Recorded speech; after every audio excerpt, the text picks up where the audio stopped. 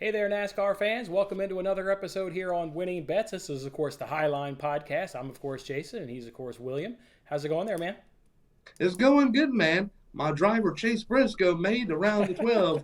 That's kind of surprising here, but the round of 12 is now set. We saw four drivers go home, and this round right here, you got three very interesting races. You start off at the mile and a half, the Texas Motor Speedway. Then you will head over to the Super Speedway, the big unknown Talladega. It's going to be interesting there. Then we end the round out in Charlotte, but not on the oval, the road course. They call it the Roval.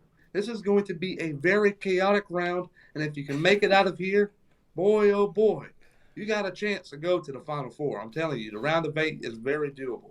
Yeah, I think we'll touch on that a little bit later. But the three races in this round, I mean, Texas is going to be terrible. Let's just call it what it is. This is not expected to be a good race. I don't even know how Texas even gets a playoff race, to be quite honest. If you want to give Texas a race, you've kind of already stripped them a race by giving them the All-Star, taking away a points race from them.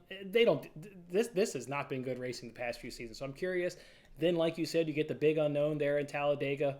And then you get the Roval, which kind of is unfair to a handful of drivers because the cream of the crop in the road courses generally comes to the top. So, all right, hey, we got a big show on tap. We got to look back at last week's race at Bristol, which I think there's a lot to unpack there. Then we got to go ahead and preview this weekend EchoPark Automotive 500 at the Texas Motor Speedway. And then, of course, we'll give you our picks for a chance to win $10,000 over on the Nbc Sports Predictor App. Before we do that, I want everybody to blow up the comment section and wish my man William a happy birthday. Today is another trip around the sun was successful. So happy birthday there, William.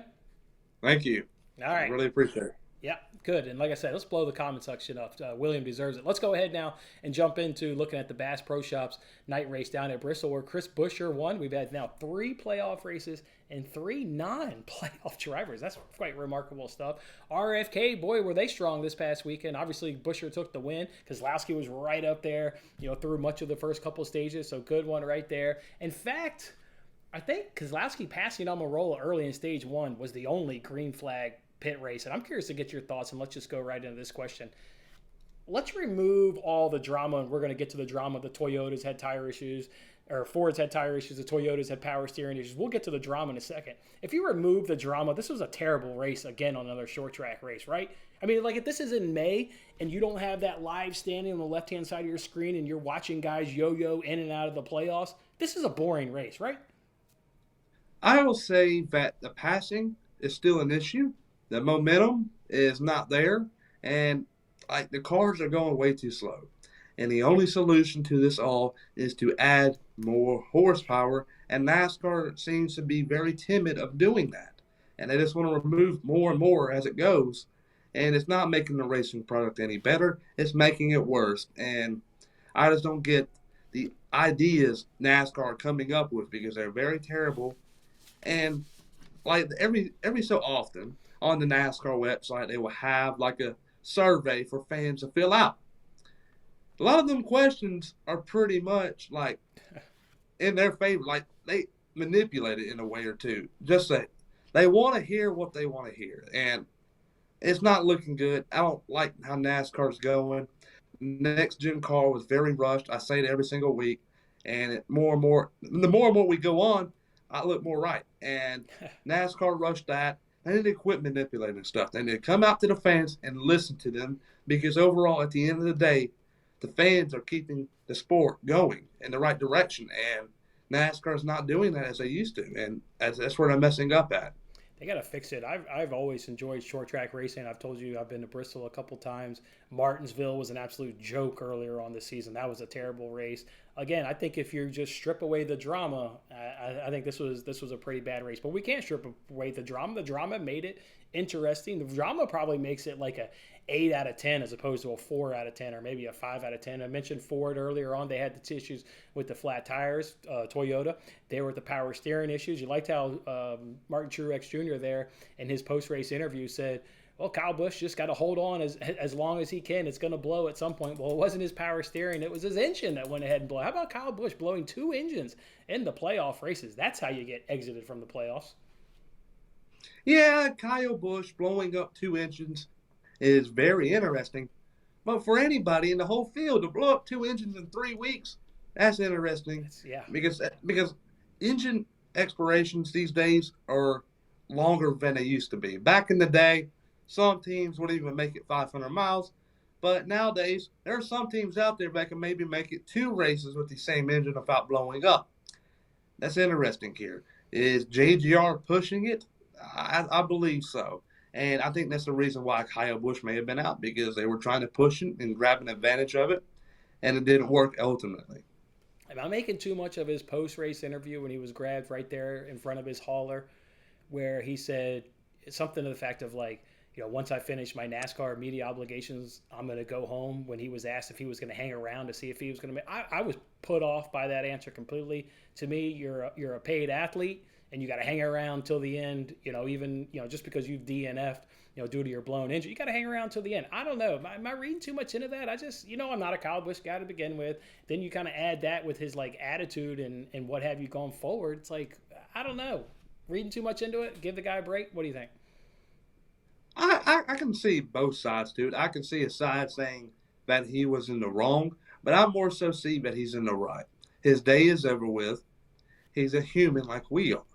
And when something happens and we don't like it, we seem to want to put ourselves away from it. And Kyle Busch thought the race, the blown engine, was not good at all. And he wanted to be the most comfortable position, which is with his family. And when he got done with all the media obligations, he can go underneath the tunnel on the golf cart to his private plane and go home. And he wanted to do that. I respect the guy for doing that. He's wanting to spend time with family. NASCAR's on the road 38 weeks out of the year, 36 races and 2 races that are expedition races, but still, time with family is not given in NASCAR anymore, and he's trying to maximize the most out of it. And I don't know. I can see both sides to it, though, but I believe Kyle Busch is in the right, wanting to go home. Okay, all right. Keeping the conversation here with Toyotas, and I thought Earnhardt said this great there on the broadcast. What about late in stage 3 when they were letting Wallace and Ty Gibbs eventually click off lap after lap, passing Kyle Busch essentially due to laps ran the race, and that was knocking Busch down the standings and taking points away from him and keeping him more at that point in the bubble out of the playoffs. What did you make of Toyota and the manufacturer orders? They let Bubba Wallace do it because obviously he's racing for an ownership points, but then with 4 laps to go before Kai Gibbs was going to catch Kyle Busch, all of a sudden he had an issue that popped up. I know NASCAR deemed it was legitimate, but what did you make of that? I thought, like I said, Earnhardt said it great on the broadcast because he even said, he's like, well, he's got 4 laps and he's going to be passing Kyle Busch in terms of laps ran, and that's going to knock him down another point. Who won Kansas? That's my question. The what happened? Bubba Wallace. Bubba Wallace, yeah. Bubba Wallace won Kansas. He is not racing at all for the rest of this round. He's already locked into the next round, and Toyota is scratching their heads really hard and trying to figure out why Kyle Busch is denying all their offers and going to RCR. That's why. And it blows my mind that Toyota is starting to act surprised. That was pure stupid on what 23XI Racing did. They costed a Toyota team a chance to make it to the round of 12. Because if Wallace didn't go out there and pass him, Kyle Busch still would have struggled, but who knows what could have happened. That point could have added on, and Cindric could have lost a couple more spots. I don't know. But I think it's very stupid. And 23XI Racing, I'm sure they got an earful of it Monday morning, but still, though, that's pretty stupid. Yeah, I'm sitting here today, and I still believe Kyle Busch gets eliminated. But you can't just sit there and hurt your guy, your teammate. Okay, he's in a Toyota, so he's essentially your teammate. You can't do that to him. That was laughable. Watching that when the announcers are even picking up on it and they're talking about it, I'm just like, what is Toyota doing here? Yeah, last time I checked, you're not going to win a race 200 laps behind. What the hell are you doing, 23XI Racing? That's sorry. I don't know. All right, one other thing I want to talk about here from Bristol is, and I'm okay with it because I've seen the NASCAR's explanation about throwing a caution versus not throwing a caution late in stage 3. Did not throw a caution with Brad Keselowski, threw the caution with Chris Bell. Their justification was there was nobody around Keselowski at the time, and there was able for him to get down to the apron and get off the track. Bell didn't have that case. He was coming up on lap traffic. He had guys behind him. So that's why they said they threw the 11. Because of the justification, okay, I'm kind of okay with the we throw it here, we don't throw it here, because it is justified. Are you okay with them throwing the caution in one situation but not in the other? Ever since the Nashville race where we saw it go into overtime and Chase Elliott won it, I was very hard on NASCAR on their consistency because they weren't consistent at all. And since then, they have become more consistent. And I like you said though, they made it clear. Keselowski, when he had his little incident, he was by the pit lane. He didn't have to go a full lap. Christopher Bell did, and he was not good at all. He wasn't going to make it there pretty much. And NASCAR is more consistent. I'm liking that, and good calls this weekend. Okay. All right. Wondering what else we can say here about Bristol. I went 3-1 in betting. That made it for a fun night whenever you can make money. Otherwise, yeah, other than the drama and seeing the live playoff standings and, kind of watching the guys yo-yo in and out and the drama, again, I didn't think the racing was all that good. I only recall Keselowski passing Almirola as the only green flag pass for the lead. So to me, another bad race, but the drama made it fun. So I'll give it an 8 out of 10, maybe a 7 out of 10. I don't know. If you don't have that playoff drama, if that's in April or May, that's a terrible race. That's terrible. Yeah. All right, let's go ahead and now move it over to the EchoPark Automotive 500 this coming weekend at the Texas Motor Speedway. Typical 1.5 mile, typical just cookie cutter track. Let's go ahead and take a look at the standings here just to throw them up, and we're not going to talk about it, but I do just want to mention out Chase Elliott is the leader right there.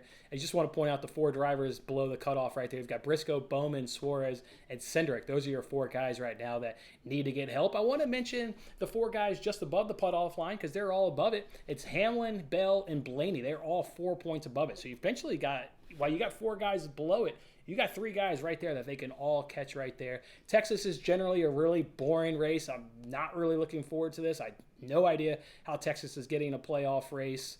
They're going to need more playoff drama. In my mind, this is a repeat of Saturday night at Bristol. I'm expecting a bad race. I got a bad race, but the playoff drama helped. I think we need more playoff drama. What are you expecting here on Sunday? I'm expecting some more mechanical failures. Texas is a mile and a half. Teams are going to be pushing it. And I can very well see some toe links getting broken here this weekend in Texas. We saw Briscoe break one of Watkins Glen, Blaney this past weekend. I believe these parts of these cars right now are pretty much half done, if you get what I'm saying. Mm-hmm. And I don't think they can last Texas. If one car hits the wall, their day is over with. That's the world we live in right now with these next-gen cars. The cars are not sturdy, and Texas is a very odd track. It's very banked very differently on both sides, and on turn 2, it's very tight, and that wall comes pretty quick. So if you make the slightest amount of contact, your day could very well be over with. All right. While Texas did not have a points race, they did have the All-Star race. Well, let's remind everybody Daniel Suarez won the Open, while Ryan Blaney was the winner there of the actual All-Star race. Back here a year ago when we were here in the fall in the playoffs, Kyle Larson was the winner, and he really dominated. He led 256 of the 334 laps. I'm going to kind of name out a couple of drivers and kind of give you guys my thoughts on them on Sunday. I'm not expecting anything from Kyle Busch. I don't really like his comments that he was willing to leave the track. I get it. I kind of liked your explanation, but I'm still going to side with my initial reaction of I didn't like it. Now he's out of the playoffs. 2 feet are already out the door. He's already looking for RCR. I don't know about you, but I'm expecting nothing from Kyle Busch this weekend. If you're from a betting standpoint and you can get a driver pinned up against Kyle Busch, I would take that other driver. What about you? Are you expecting anything with Kyle Busch? And both RCR drivers are also out of the playoffs, so they got nothing to keep their attention to the rest of the season. They can go and say, "Hey, Kurt Busch, let's call you every day and start working on 2023." You expecting anything out of Kyle Busch? I don't expect much out of Kyle Busch this weekend. I don't expect much out of other drivers this weekend, such as Bubba Wallace. I think he's going to struggle. I believe the Toyotas will in a way or two, but not the playoff guys. I believe your Gibbs, your Kyle Busch, your Bubba Wallace will struggle. And Martin Truex Jr. will also. I believe Hamlin and Bell will get things tuned in and go for the win. But Toyota's going to be trying out a lot of different things this weekend, preparing themselves for next year. Because Toyota right now, in my own opinion, are behind. So is Ford. Chevy's the most dominant manufacturer in the sport right now, and they got to do their homework. They got to get up for next year. And the teams are not racing for the championship. They're going for next year. They want to learn more things about this next-gen car because it's not going away at the end of the year. They're keeping it still. So I don't expect much out of the Toyotas, but I do not expect much at all from one playoff driver, by the name of Alex Bowman. I'm not impressed by his season.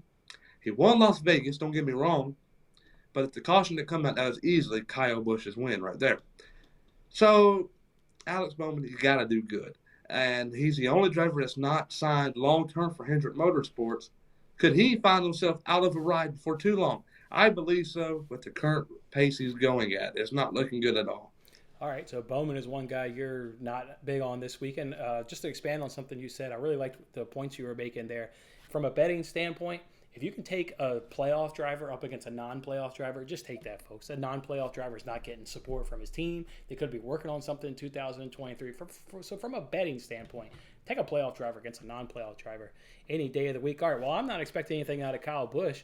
I'm expecting something out of William Byron. I talked William Byron up last week. I remained big on William Byron. He finished third at Bristol. He finished second here in the fall of 2021. He was fifth and second in those two stages. He even led 55 laps in that fall race. So I'm expecting William Byron just to stay hot. I'm also expecting Christopher Bell would be another driver I would keep your eye on this weekend. His last four at Texas is 10th, 3rd, 11th, and 3rd. Third in the fall race of 2021, 10th at the All-Star race. Again, top 10, strong at Bristol. In fact, there's only three drivers in the three playoff races that have been in the top 10. That's Bell, Byron, and Hamlin. I'm expecting all three of those just to keep on going in this momentum here in the playoffs. What about you? For anybody, not necessarily those guys. I look at your Christopher Bell as reality. In the first round, he is the quickest car out there. He was leading in points. As the reset happens, he finds himself just above the cut line. That's life. He has to find himself a way to make the round of 8. Cannot look any further than that. He has to go to victory lane, and Sunday can very well be the day for him to do that. Yeah, definitely could. Hey, one other guy I'm not big on this weekend with the news that especially came out yesterday with his crew chief being suspended when his wheel went like way down pit lane. Ryan Blaney, man, just hasn't obviously done it this season, gotten in on points, just seems to be just a tick off of it. I think losing his crew chief at this crucial point, even though it is earlier in the week and maybe there's time to adjust the plans, I think in the heat of the moment when you've had all this playoff drama, you need the guy in the headset that has been with you all, what are we at, 20-some races or whatever it is, or no, sorry, 28, whatever it is. You need that guy. You need that familiarity. You need your crew chief. And now it's not going to be his regular crew chief for the next 4 races. What about you? Down on Blaney like I'm down on Blaney? I'll say this in his defense. Jonathan Hassler, his crew chief, has not been with Blaney for years upon years. This is their first year together. So there's still a lot of growing pains. And I don't believe it's going to affect him much without Hassler being there on top of the pit box. I'm not going to rule him out, but he's very quick in Talladega. He can win there. He can also win the Roval. And for crying out loud, he won the All-Star race. So you can't count him out in any of these 3 races. He did go winless this year. And it could very well be both his fault and both the crew chief's fault. They're young. They're a new pair. Got to give them time. Okay. All right. Anything you want to say else about Texas, or we just jump into our picks? They better put PJ1 down. It's going to be very hard to pass. I heard that. It's going to be a boring race. All right, let's go ahead and jump on into the Nbc Sports Predictor app. This is a course where you can win $10,000. They give you 3 stages. You got to pick the driver to finish best in the stage, and then you also got to go ahead and give them a top 3 to win that $10,000. All season long, I'm giving away $25 each and every single week to the winner of the Winning Bets League. You can, of course, grab that information from this video description. Let's take a look and see who won last week. We're giving the money to Lewis, and Lewis doesn't take home 25 because you guys remember back at Kansas we had a tie, so we rolled that $25 into Bristol. Lewis takes home $50. Nice job there by Lewis. He had Bell and Elliott in his top 3, so congratulations there, Lewis. Make sure you hit me up on Twitter, drop me your PayPal information, and I'll go ahead and send you the $50. All right, let's go into this. Let's go both of our whoa, that's the wrong thing here. All right, you can see we both went Larson, Hamlin, and Bell. In stage 1, you had to pick between Bowman, Cindric, Larson, and Logano. It was an easy one here. It's Kyle Larson on a 1.5-mile cookie cutter track. We saw his dominance last season. Straightforward for me. What about for you? Yeah, Kyle Larson was very quick. He was the only driver I can really pick in the round of 1. Then for stage 2, Denny Hamlin, he was very quick earlier this year in the All-Star race and also in every mile-and-a-half race. You can't count him out at all. Yeah, I thought this was another one that was relatively easy. I did kind of have it between Elliott and Hamlin, but Elliott's got some terrible, and I mean gross numbers here at Texas when you start comparing him to other guys. that are in the playoffs are really just these three guys that he's penned up here against here in stage 2. So I liked Hamlin. 1 win, 2 top 10s in the last 5 races here at Texas. His driver rating is 10 points greater than both Elliott and Suarez. Again, I'm not expecting much from Blaney, so I kind of discounted him kind of to begin with. So to me, it was another easy one. It was Hamlin, and I thought in stage 3 between Bell, Briscoe, Byron, and Chastain, I thought it was another easy one. Go ahead and give me Bell. Been really good. 1 of 3 drivers again that have made the top 10 in all 3 playoff races. Yeah, Bell was quick, and reality put him back in the spot, and he has to win to make it to the next round, I believe. That's what it's going to take. I believe your Elliott's going to be guaranteed a spot very easily. So he has to go to victory lane at some point in time. And, yes, this weekend could be it. Be curious. I didn't ask you, and I meant to ask you before we got into our picks. Is a playoff driver finally going to get a win, or are we going to go another and have, what is that? Would that be win number 20? Would that be unique driver number 20, I think it would be? What do you think? I believe the guy that won New Hampshire this year is going to go to victory lane. Okay, folks, there it is. Let's get into our full picks, though. You can't win that $10,000 without having a top 3. You've got Bell. I went Byron. We both went with hot drivers. Again, I mentioned there's only 3 drivers that have finished all 3 playoff races in the top 10. You went Bell. I went Byron. I've got Bell right there in P2, so I hear you. And I got Denny Hamlin. I just went with all 3 of those guys that have finished in the top 10. I'm expecting all 3 of them to finish in the top 10. I'm expecting them to be strong. All right, you went with Bell, Logano, and Larson? You got Logano in there. Talk about Logano a little bit.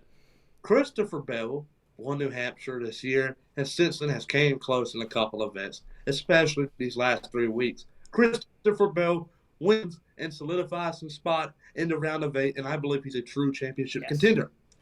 Enough said about him. Joey Logano, he's always good here at Texas. He's won here in the past, and you can never count him out at all. A lot of people hate him, but you know what? He's a racer. He does his job. He's a very aggressive when he has to be. Logano P2. P3 will be Kyle Larson. Kyle Larson, I believe, will have a phenomenal day and be pretty good heading in the points in Talladega and can possibly lock himself into the round of 8 there. So there you go, top 3, Bell, Logano, and Larson. Yeah, Larson's going to be strong. I'm trying to really win this $10,000. If you know, you got to get it right. That's the most important thing. But at the end of the day, if everybody picks Larson, you're not getting $10,000. You're going to get a little crumb. So I'm going to go ahead and take a chance that maybe his teammate there, Byron, can be the best car. I want to share 2 NASCAR head-to-head bets so you can get on DraftKings with you guys before we sign off. Go ahead and get Byron over Blaney at -105 and get Chastain over Truex at -110. So we've talked about all those drivers, so I don't need to give you any justification. It's Byron over Blaney at -105 and Chastain over Truex at -110. All right, William, I guess enjoy the race. I'm going to watch it with you, but this is going to be one where obviously I enjoyed Saturday night at Bristol just in terms of what I watched. There was nothing on. This is going to go right back to being Kansas. NFL is going to be on the TV. NASCAR is going to be on the tablet, especially when I'm expecting nothing but kind of just bad racing, but just playoff drama to make it interesting. That's going to be the only thing that helps this race. So, yeah, it's going to be a terrible weekend, but luckily 2 good races next. So, I don't know. Fingers crossed. Yeah, Talladega and the Roval will be cool. All right. Enjoy this weekend. We look forward to coming back here again. We'll do it at the same time. It's every Wednesday at 1:30 p.m. Eastern Time. We break down the upcoming race. All right. Enjoy it, William. Enjoy everybody else. Don't forget to wish him a happy birthday in his comment section, and we'll see you guys next week.